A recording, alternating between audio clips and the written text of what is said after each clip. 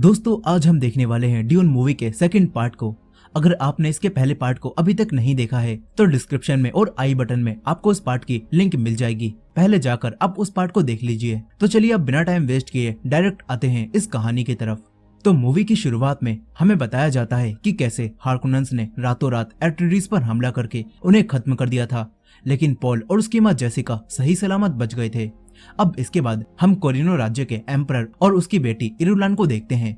यहाँ emperor Atreides के खात्मे से थोड़ा बहुत उदास भी होता है क्योंकि एम्परर ड्यूक को अपना बेटा मानता था। खैर वहीं दूसरी तरफ हम व्लादिमीर और उसके बड़े भतीजे रब्बान को भी देखते हैं। यहाँ व्लादिमीर रब्बान को अब अराकिस के रेगिस्तान में जाकर स्पाइस निकालने का काम देता है। वहीं दूसरी तरफ हमें पॉल और उसकी माँ जेसिका को भी दिखाया जाता है जो कि कई सारे फ्रेमिन लोगों के साथ मिलकर अराकिस में आए हुए हार्कोनेन सोल्जर्स पर हमला करते हैं। और यहाँ उन सोल्जर्स के पास काफी पावरफुल हथियार होने के बावजूद भी ये सारे फ्रेमिन्स आराम से उन्हें खत्म कर देते हैं, क्योंकि हमें पता है कि ये पूरा रेगिस्तान फ्रेमिन्स का घर है और इस रेगिस्तान में फ्रेमिन्स को हरा पाना काफी ज्यादा मुश्किल है। अब यहीं पर पॉल भी एक हार्कोनेन सोल्जर को मारता है, लेकिन तभी एक दूसरा सोल्जर पॉल के पीछे से आकर हमला करने लगता है। लेकिन तभी जेसिका यहाँ सही समय पर आती है और सोल्जर को मारकर पॉल की जान बचा लेती है।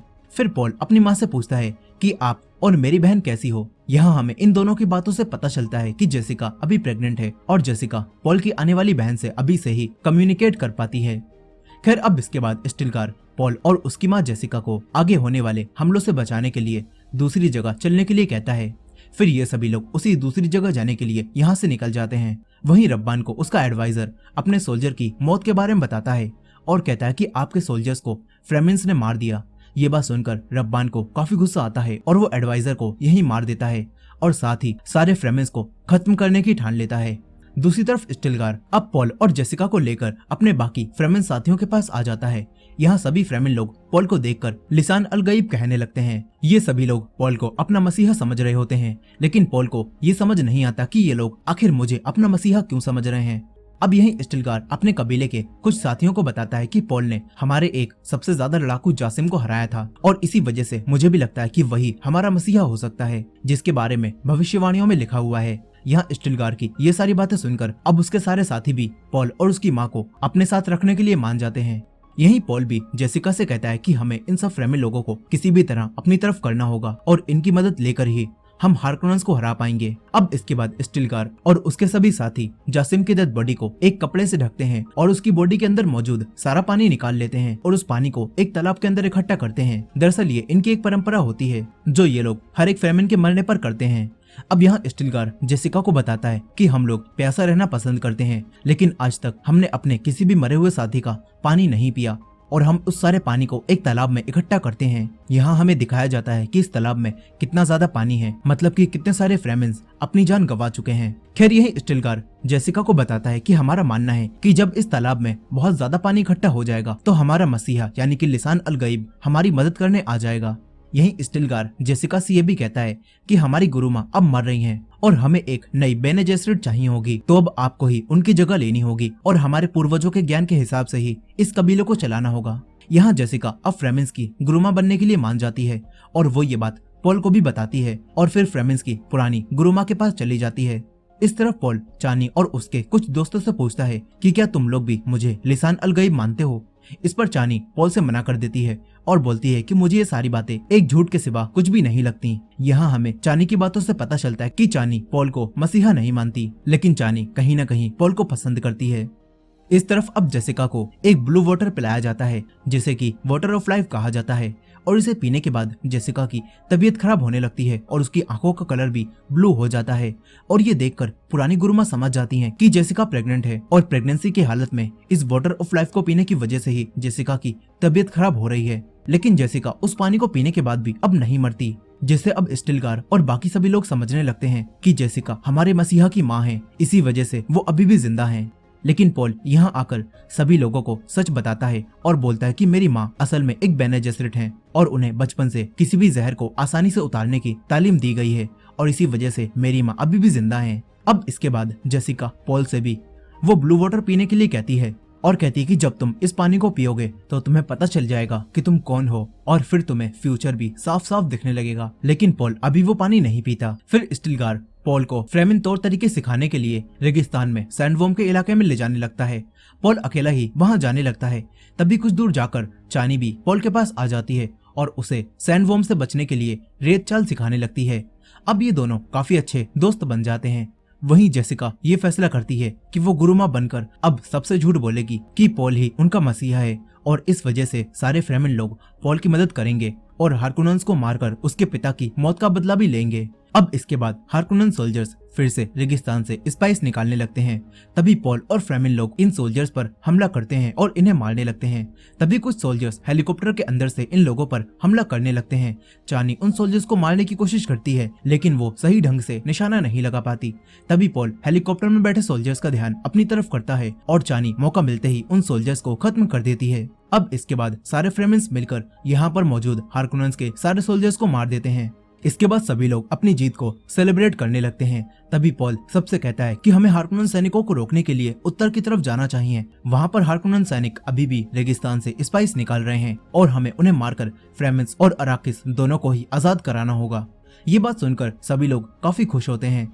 अब सभी लोग मिलकर पॉल का एक फ्रेमिन लड़ाकू नाम भी रखते हैं जो होता है मुअद्दिब, और यहाँ अब सब लोग पॉल को अपनी ही तरह एक फ्रेमिन मान लेते हैं। फिर इसके बाद पॉल स्टिलगार को सैंडवर्म की सवारी करते हुए देखता है जो उसे काफी अच्छी लगती है। यहाँ चानी पॉल से कहती है कि मैं तुम्हें ये सब सिखा सकती हूँ। यहाँ पॉल बातों ही बातों में चानी को ये भी बता देता है कि वो उसे पसंद करने लगा है और ये सुनकर चानी भी काफी खुश होती है क्योंकि वो भी पहले से ही पॉल को पसंद करती थी। अब इसके बाद ये सभी लोग अराकिस में उत्तर की तरफ मौजूद हारकोनेन सैनिकों को खत्म कर देते हैं और ये सब जानकर व्लादिमीर अपने भतीजे रब्बान पर काफी गुस्सा भी करता है और रब्बान से कहता है कि अगर तुमने फ्रेमिन्स को नहीं रोका तो मैं तुम्हें मार दूंगा। इस तरफ पॉल को फिर से डरावने विजन्स आने लगते हैं जिसमें पॉल देखता है कि कई सारे लोग भूख और प्यास की वजह से मर रहे हैं। पॉल ये सब चानी को भी बताता है। फिर इसके बाद स्टिलगार पॉल को सैंडवर्म पर काबू करने के लिए कुछ सामान देता है और उसे सैंडवर्म को बुलाने के लिए कहता है। यहीं चानी और उसके कुछ साथी पॉल से कहते हैं कि किसी बड़े सैंडवर्म को ही बुलाना, छोटे सैंडवर्म को बुलाकर हमारी बेइज्जती मत कराना। ये बोलकर सभी लोग पॉल पर हंसने लगते हैं लेकिन चानी को ये सब पसंद नहीं आता। लेकिन यहाँ पॉल किसी की भी बात पर गौर करे बगैर ही सैंडवर्म को बुलाने वाली मशीन को रेत में लगा देता है और सैंडवर्म का आने का इंतजार करने लगता है।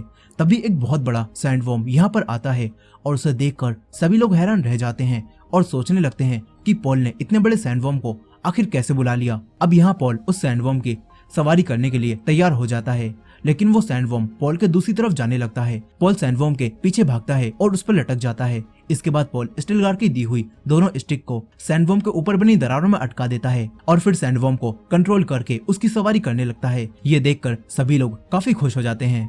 स्टिलगार फिर से कहता है कि पॉल ही जरूर हमारा मसीहा होगा क्योंकि फिर से उसने एक भविष्यवाणी को सच कर दिखाया है। अब यहाँ पर एक लेडी जेसिका को, जो कि अब इनकी गुरुमा बन चुकी हैं, उसे आकर ये बताती है कि पॉल ने एक बहुत बड़े सैंडवर्म को बुलाया जो कि अब तक देखे गए सैंडवर्म में सबसे बड़ा था। यहाँ जेसिका इन सभी लोगों को बताती है कि पॉल उस सैंडवर्म को इसीलिए बुला पाया क्योंकि वो लिसान अलगईब यानी कि तुम्हारा मसीहा है। यहाँ जेसिका अब उत्तर के सारे फ्रेमिन्स के दिमाग में ये भर देती है कि पॉल ही इनका मसीहा है। इसके बाद जेसिका अराकिस में दक्षिण की तरफ जाने का फैसला करती है क्योंकि वो जानती थी कि वहाँ पर फ्रेमिन्स और भी ज्यादा हैं और अगर उसने वहाँ जाकर फ्रेमिन लोगों को ये यकीन दिला दिया कि पॉल ही इनका मसीहा है तो सारे फ्रेमिन्स पॉल की तरफ हो जाएंगे।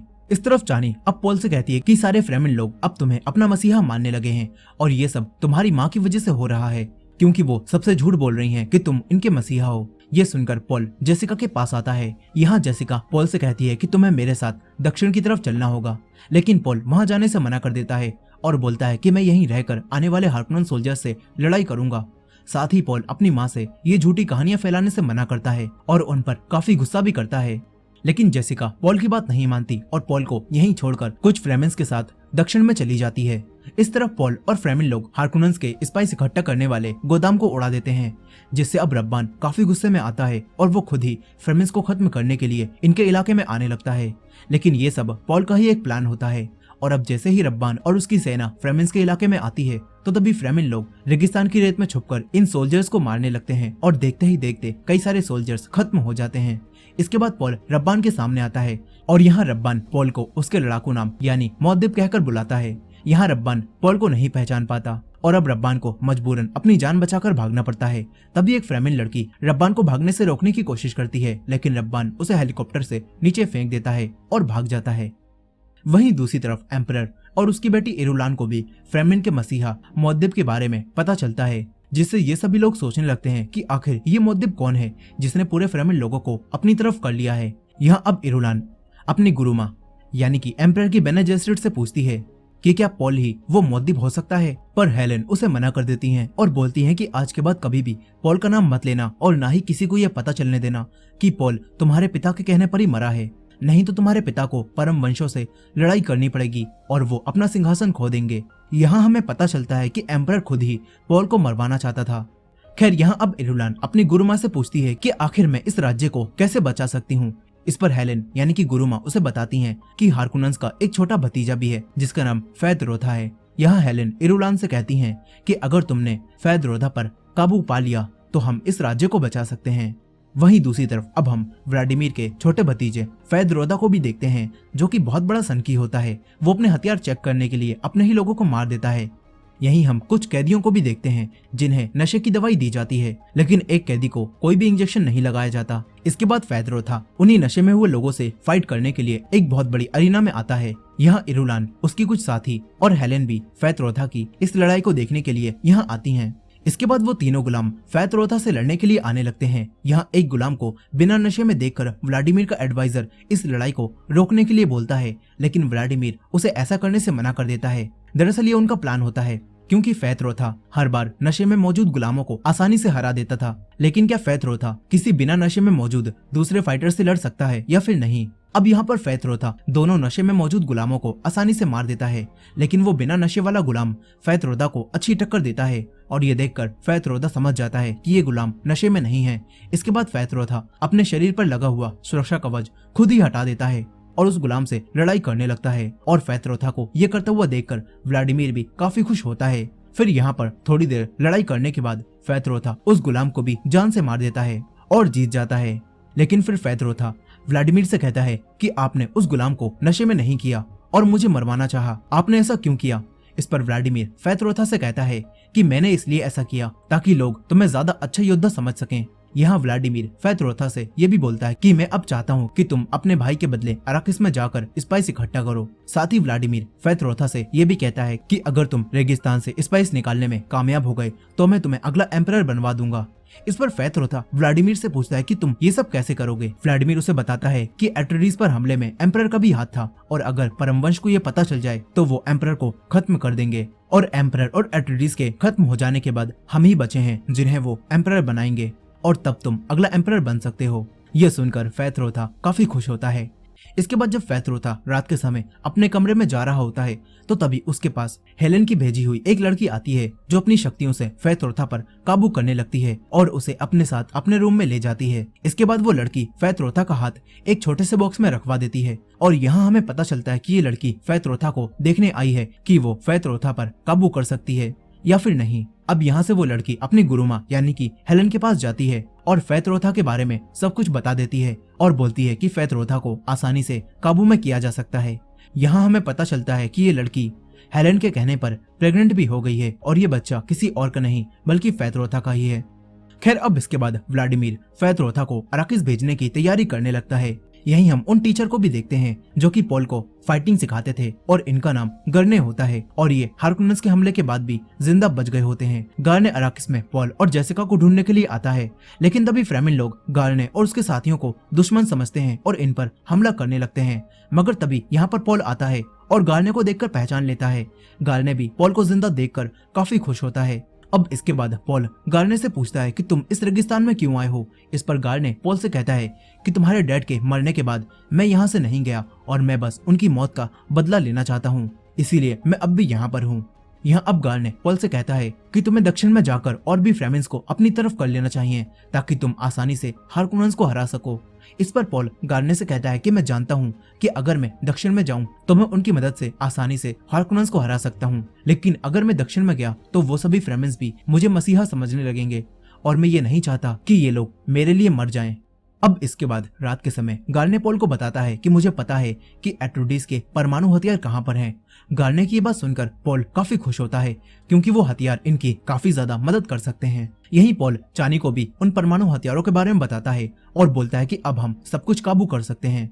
इसके बाद अगले दिन गार्ने सभी लोगों को लेकर रेगिस्तान में रखे हुए उन्हीं एटम वेपन्स के पास ले जाता है और पॉल को बताता है कि ये हथियार तुम्हारे पूर्वजों के हैं। इस तरफ हम जेसिका को भी देखते हैं जो कि अब दक्षिण में मौजूद फ्रेमिस के कबीले के पास पहुंच जाती है। यहाँ एक लेडी उसे सैंडवॉर्म के एक छोटे बच्चे को दिखाती है और फिर उसे पानी में डुबो देती है, जिसके बाद वो लेडी उस सैंडवॉर्म के बच्चे के अंदर से वैसा ही ब्लू वाटर यानी कि वाटर ऑफ लाइफ निकालती है। यहाँ जेसिका अब उस लेडी से कहती है कि कुछ समय बाद एक लड़का यहाँ आकर इस पानी को पीने के लिए कहेगा और तब तुम्हें उसे ये पीने देना होगा।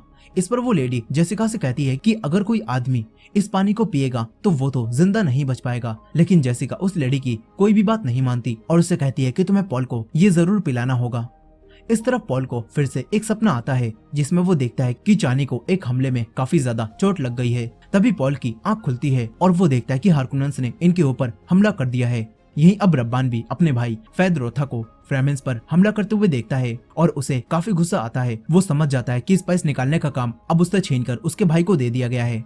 यहाँ फेदरोथा रब्बान से अपने पैर छूने के लिए बोलता है, लेकिन रब्बान फेदरोथा पर हमला करने लगता है, जिससे अब फेदरोथा भी रब्बान पर हमला करता है और उसे जमीन पर गिरा देता है, जिसके बाद मजबूरन रब्बान को फेदरोथा के पैर छूने पड़ते हैं। इस तरफ अब उत्तर में मौजूद सभी फ्रेमिस के पास दक्षिण से बुलावा आता है और उनसे कहा जाता है कि अब सारे फ्रेमिस दक्षिण में इकट्ठा होकर ही हारकुनन्स पर हमला करेंगे और उन्हें अराकिस से निकाल देंगे। इसके बाद ये सभी लोग दक्षिण में जाने की तैयारी करने लगते हैं, पर पॉल चानी से कहता है कि मैं दक्षिण नहीं जाऊंगा और मैं यहीं रहकर हारकुनन से अकेले ही मुकाबला करूंगा। पॉल ये सारी बातें इस वजह से बोल रहा था ताकि कोई भी फ्रेमिन उसे अपना मसीहा ना कहे, लेकिन पॉल इन सब के लिए अंदर ही अंदर काफी परेशान भी होता है। तभी उसे फिर से विजन्स आते हैं और उसे एक आवाज सुनाई देती है जो उसे कहती है कि तुम्हें वाटर ऑफ लाइफ पीना होगा, उसके बाद तुम्हें सब कुछ पता चल जाएगा। ये सुनकर अब पॉल इन सब के साथ जाने के लिए राजी हो जाता है ताकि वो दक्षिण में जाकर उस वाटर ऑफ लाइफ को पी सके और फिर सबकी हिफाजत कर सके। यही फेदरोथा भी अराकिस के पूरे उत्तरी इलाके पर कब्जा कर लेता है। यहाँ वो पकड़े गए फ्रेमिन्स को भी मार देता है। वहीं दूसरी तरफ पॉल और बाकी सभी लोग सैंडवॉर्म की मदद से दक्षिण की तरफ जाने लगते हैं। इसके बाद पॉल को दक्षिण में वही लेडी मिलती है जिससे जेसिका ने पॉल को लाइफ ऑफ वाटर पिलाने के लिए कहा था और यहाँ अब वो लेडी पॉल को लाइफ ऑफ वाटर पिला देती है। उसे पीते ही पॉल को फ्रेमिन्स की सारी पिछली गुरु माओ की यादें भी मिल जाती हैं। साथ ही उसे कुछ विजन्स भी दिखते हैं जिसमें वो अपनी आने वाली बहन को देखता है जो कि अब उसे बताती है कि मेरे भाई अब तुम्हारा सामना हमारे परिवार के एक ऐसे रहस्य से होगा जो कि तुम्हें काफी दुख देगा। यहाँ अब वाटर ऑफ लाइफ पीने की वजह से पॉल की तबीयत खराब होने लगती है और पॉल मरने लगता है। ये देखकर चानी काफी दुखी होती है और जेसिका को पॉल की खराब हालत का जिम्मेदार ठहराने लगती है। तभी जेसिका चानी पर अपनी वॉइस का इस्तेमाल करती है और उसे पॉल को ठीक करने के लिए बोलती है। इसके बाद चानी अपनी आंख से निकले हुए आंसू को वाटर ऑफ लाइफ में मिलाकर पॉल को पिलाती है, जिसे पीकर पॉल ठीक हो जाता है और होश में आ जाता है। लेकिन पॉल की आंखें भी अब नीली हो चुकी थीं और पॉल को वो सब पता चल चुका था जिस वजह से ये सारे फ्रेमिन्स उसे मसीहा यानी कि लिसान अलगैब मान रहे हैं। फिर इसके बाद पॉल जेसिका को भी ये सब बताता है और कहता है कि मैं अब साफ साफ फ्यूचर देख सकता हूँ और मुझे पता चल गया है कि हम लोग हारकुनन्स को कैसे हरा सकते हैं। साथ ही पॉल अपनी माँ से ये भी कहता है कि मुझे एक और बात पता चली है कि आप व्लादिमीर की बेटी हो। यहाँ पॉल की इस बात से अब हम जान पाते हैं कि जेसिका असल में व्लादिमीर यानी कि हारकुनन्स की बेटी है। मतलब कि पॉल एट्रेडिस का ही नहीं बल्कि हारकुनन्स का भी वंशज है और पॉल की बहन भी पॉल को इसी सच के बारे में बता रही थी। यहाँ अब जेसिका पॉल को बताती है कि जब तक मैंने वाटर ऑफ लाइफ नहीं पिया था तब तक मुझे भी ये सच नहीं पता था कि मैं व्लादिमीर की बेटी हूँ। अब इसके बाद सारा सच जानने के बाद पॉल फ्रेमिन्स का लिसान अलगैब यानी कि मसीहा बनने के लिए तैयार हो जाता है। लेकिन चानी को पॉल की ये बात अच्छी नहीं लगती और वो पॉल को मसीहा मानने से मना कर देती है। लेकिन तभी गर ने चानी को शांत करा देता है और बोलता है कि अगर तुमने इन लोगों के बीच में कुछ भी बोला तो ये लोग अब पॉल के लिए तुम्हें भी मार देंगे। यहाँ अब पॉल सबके सामने आकर एक फ्रेमिन आदमी के परिवार के बारे में सब कुछ बता देता है और वो सब सुनकर अब सभी लोगों को यकीन हो जाता है कि पॉल अब पूरी तरह से उनका मसीहा बन चुका है और अब सारे फ्रेमिन्स पॉल के आगे झुकने लगते हैं। इसके बाद पॉल इन सभी फ्रेमिन्स से कहता है कि अगर तुम सब मेरा साथ दोगे तो मैं तुम सबको हेवन में ले जाऊंगा। इस पर सारे फ्रेमिन लोग भी पॉल का साथ देने के लिए राजी हो जाते हैं। इसके बाद पॉल अपने पिता की रिंग से एट्रेडिस की मोहर लगा देता है और एक मैसेज एम्परर को भेजता है और उन्हें अपने आप से लड़ाई करने के लिए यहाँ बुलाता है। पॉल के भेजे हुए मैसेज को पढ़कर इरुलान को भी पता चल जाता है कि पॉल अभी भी जिंदा है। इरुलान अपनी गुरुमा यानी कि हेलेन से कहती है कि क्या आपने ही एट्रेडिस को खत्म करने के बारे में एम्परर को सुझाव दिया था। इस पर अब हेलेन इरुलान से कहती है कि एट्रेडिस का घमंड काफी बढ़ गया था और उन्हें खत्म करना ही आखिरी रास्ता बचा हुआ था ताकि तुम्हारे डैड यानी कि एम्परर की गद्दी बच सके। यहाँ अब इरुलान हेलेन से पूछती है कि अगर अब पॉल ने हारकोनेंस के फेथरोथा को भी हरा दिया तो फिर क्या होगा। इस पर हेलेन इरुलान से कहती है कि चाहे हारकोनेंस हारे या फिर एट्रेडिस हारे, लेकिन तुम्हारे पिता का राज्य तो उनके हाथों से छिनने ही वाला है। ये बात सुनकर इरुलान काफी परेशान हो जाती है और हेलेन से उनका राज्य और अपने पिता को बचाने का रास्ता पूछती है। इस पर हेलेन कहती है कि मैंने तुम्हें इसी समय के लिए तो तैयार किया है। अब इसके बाद एम्परर अराकिस में आते हैं। उन्हें आता हुआ देखकर हारकोनेंस हैरान रह जाते हैं और सोचने लगते हैं कि आखिर एम्परर खुद यहाँ क्यों आए हैं। यही व्लादिमीर फेथरोथा से कहता है कि तुम परम वंशों को भी ये पैगाम पहुंचा दो कि अराकिस पर एम्परर पर हमला होने वाला है। यही पॉल फ्रेमेंस के साथ मिलकर एम्परर और उसकी सेना को हराने का प्लान बनाने लगता है। साथ ही पॉल अपने सभी लोगों को एम्परर को जिंदा पकड़कर लाने के लिए बोलता है। इस तरफ सम्राट व्लादिमीर से पूछते हैं कि क्या तुम्हें दक्षिण में रहने वाले फ्रेमेंस के बारे में पता था। इस पर व्लादिमीर सम्राट से झूठ बोलता है कि वहाँ पर कोई भी फ्रेमेन नहीं रहता और वो इलाका पूरा बंजर है। पर व्लादिमीर के ये झूठ बोलते ही सम्राट का एक सोल्जर व्लादिमीर पर हमला करता है और उसके सर पर मारकर उसे जमीन पर गिरा देता है। इस तरफ पॉल भी अब हारकोनेंस और सम्राट पर हमला कर देता है और एक परमाणु बम से ही काफी सारे सोल्जर्स को एक बार में ही खत्म कर देता है। सभी फ्रेमेंस सैंडवर्म के साथ एम्परर और हारकोनेंस की सेना पर हमला कर देते हैं और अब अराकिस के रेगिस्तान में एक बहुत बड़ी वॉर शुरू हो जाती है। इस तरफ पॉल भी अपनी एक टीम के साथ व्लादिमीर और एम्परर पर हमला करने आता है और इनके काफी सारे सैनिकों को मार देता है। इसके बाद पॉल व्लादिमीर के पास आता है और व्लादिमीर के गले पर चाकू रखकर व्लादिमीर यानी कि अपने ही नाना को खत्म कर देता है। फिर पॉल अपने फ्रेमेन सोल्जर से व्लादिमीर की डेड बॉडी रेगिस्तान में फेंक देने के लिए बोलता है और एम्परर और इनके सभी साथियों को पकड़कर अपने साथ लाने के लिए बोलता है। इस तरफ गरने भी रब्बान को खत्म कर देता है, जिससे अब उसके दोस्तों की मौत का बदला पूरा हो जाता है जिन्हें कि रब्बान ने ही मारा था। और इसी के साथ फ्रेमेन लोग और पॉल लगभग इस लड़ाई को जीत ही जाते हैं। फिर हमें व्लादिमीर की डेड बॉडी को दिखाया जाता है जो कि रेगिस्तान में पड़ी होती है और उसे कीड़े खा रहे होते हैं। इस तरफ पॉल कुछ जहाजों को अपनी तरफ आता हुआ देखता है, जिससे अब उसे पता चलता है कि परम वंश के लोग अराकिस में आ रहे हैं। और ये देखकर पॉल एम्परर और बाकी सभी लोगों को भी अपने सामने बुलाता है। यहाँ एम्परर पॉल से कहते हैं कि अब परम वंश यहाँ पर आ चुके हैं और वो लोग तुम्हें जिंदा नहीं छोड़ेंगे। ये सुनकर पॉल गरने से कहता है कि परम वंश को मेरी तरफ से एक मैसेज दो कि अगर उन्होंने हमारे ऊपर हमला किया तो हम लोग अराकिस के सारे स्पाइस खदान को जला देंगे। पॉल की ये बात सुनकर सभी लोग हैरान रह जाते हैं। यही हेलेन पॉल से सोच समझकर फैसला लेने के लिए बोलती हैं, लेकिन पॉल को काफी गुस्सा आता है और वो उन पर अपनी वॉइस का इस्तेमाल करता है और कहता है साइलेंस, जिससे हेलेन बिल्कुल शांत। यहाँ हेलेन अब समझ जाती है कि ये पॉल पहले वाला पॉल नहीं रहा और इसके अंदर अब अनोखी शक्तियाँ आ चुकी हैं। अब यहाँ पर पॉल एम्परर से कहता है कि मैं तुम्हारी बेटी से शादी करूंगा और तुम्हारा साम्राज्य चलाऊंगा और अगला एम्परर बनूंगा। पॉल की ये बात सुनकर चानी को काफी दुख होता है। यही पॉल एम्परर से ये भी पूछता है कि आखिर तुमने मेरे पिता को क्यों मरवाया। इस पर एम्परर पॉल को बताता है कि तुम्हारे पिता बस दिल से ही फैसला लेते थे और दिल से लिए फैसले कभी भी किसी भी राज्य को आगे नहीं बढ़ा सकते, इसीलिए मुझे तुम्हारे पिता को मरवाना पड़ा क्योंकि वो बहुत कमजोर इंसान थे। ये बात सुनकर पॉल एम्परर से कहता है कि आप मुझसे लड़ो या फिर अपनी तरफ से किसी लड़ाकू को मेरे से लड़ाई करने के लिए भेजो। पॉल ये सब इसलिए कर रहा होता है ताकि वो नियमों के हिसाब से एम्परर को हराकर उन्हें मार सके। यहीं अब पॉल की ये बात सुनकर फेथरोथा एम्परर की तरफ से पॉल से लड़ाई करने के लिए आता है और पॉल भी मान जाता है और अब वो फेथरोथा से लड़ाई करने लगता है। यहाँ पॉल लड़ाई करने से पहले फेथरोथा को ये भी बताता है कि रिश्ते में तुम मेरे भाई लगते हो, लेकिन इस सब से फेथरोथा पर कोई भी फर्क नहीं पड़ता और वो पॉल से लड़ाई करने लगता है। और अब पॉल और फेथरोथा के बीच एक तगड़ी फाइट शुरू हो जाती है, जिसमें फेथरोथा पॉल पर काफी ज्यादा हावी हो रहा था और वो पॉल को काफी बुरा मारता भी है, लेकिन पॉल हार नहीं मानता। इसके बाद फेथरोथा पॉल को अपने खंजर से खत्म करने ही वाला था, तभी पॉल फेथरोथा के खंजर को पकड़ लेता है और अपने खंजर को फेथरोथा के पेट में घुसा देता है, जिससे अब फेथरोथा भी यहीं पर खत्म हो जाता है और पॉल इस लड़ाई को जीत जाता है। पॉल के जीतते ही सभी लोग लिसान अल गईब के नारे लगाने लगते हैं। यहाँ पॉल अब एम्परर को खत्म करने के लिए उनकी तरफ बढ़ता है, लेकिन तभी इरुलान उसे रोकती है और बोलती है कि अगर तुम मेरे पिता को जिंदा छोड़ दोगे तो मैं तुमसे शादी कर लूंगी और फिर तुम ही अगले एम्परर बनोगे। ये बात सुनकर पॉल एम्परर को अपने कदमों पर बिठाता है और उन्हें जिंदा छोड़ देता है। यहाँ अब सभी लोग पॉल के आगे झुकने लगते हैं, लेकिन चानी ऐसा नहीं करती और अब वो पॉल के खिलाफ जा चुकी थी। वो पॉल से गुस्सा होती है और यहाँ से चली जाती है। उसे ऐसा लगता है कि पॉल ने उसे धोखा दिया है। यही गर्ल ने पॉल को आकर बताता है कि परम वंशों ने आपके पैगाम को ठुकरा दिया है और वो लोग हम पर हमला करने के लिए आ रहे हैं। ये बात सुनकर अब पॉल अपने सभी सोल्जर्स के साथ परम वंशों से लड़ाई करने जाने लगता है। और यहीं पॉल की होने वाली बहन अपनी माँ जेसिका से पूछती है कि मुझे बताओ वहाँ क्या चल रहा है। इस पर जेसिका अपनी बेटी को बताती है कि अब तुम्हारा भाई परम वंशों से लड़ाई करने जा रहा है और अब शुरू होगा धर्म युद्ध। और इसी एंडिंग के साथ ये कहानी यहीं पर खत्म हो जाती है। दोस्तों ये थी इस मूवी की फुल स्टोरी। आई होप कि आपको ये स्टोरी पसंद आई होगी। वीडियो पसंद आई हो तो वीडियो को लाइक करना मत भूलेगा